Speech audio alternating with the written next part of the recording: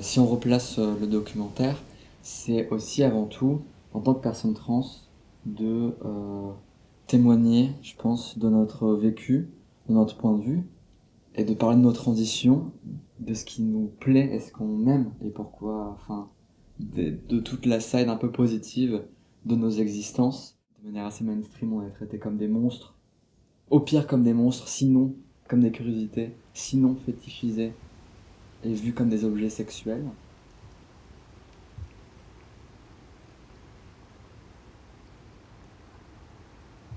On ramène la transidentité à la nature parce que c'est deux points qui sont objectifiés par tout le système capitaliste pour Les ouais. formes d'oppression, de domination, parce que la question du capitalisme, c'est avant tout comment exploiter jusqu'au bout n'importe quelle chose. Et aussi, ça permet, je pense, de se libérer, comparer nos corps de manière assez poétique, sortir des normes. Créer d'autres imaginaires qui Ouais. soient sensibles et organiques.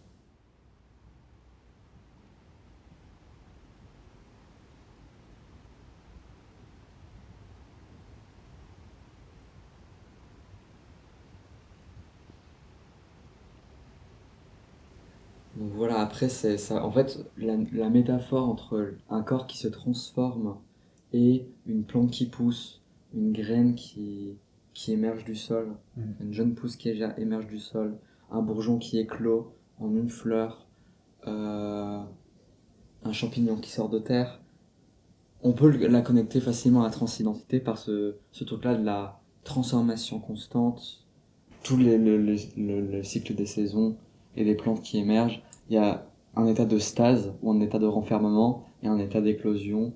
La plante, elle se prépare à prendre réellement vie en développant son feuillage, en développant ses fleurs pour produire des graines. Et c'est là que tout se joue et c'est pour ça que moi je trouve que l'analogie avec la transidentité y est intéressante.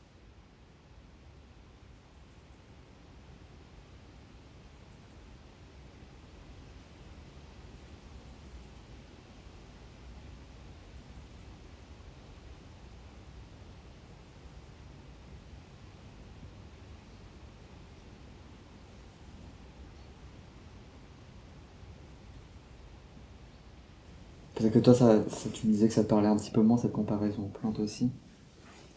Pas les plantes, mais plutôt les fleurs. Ouais, En fait, surtout les fleurs, quoi. le Ok. bourgeon qui fleurit, Ouais. moi, enfin, certainement de par la toxicité masculine, mais il y a d'autres choses qui me rendent plus sensible que les fleurs. Ouais. Et notamment, en fait, par le rapport des plantes entre elles.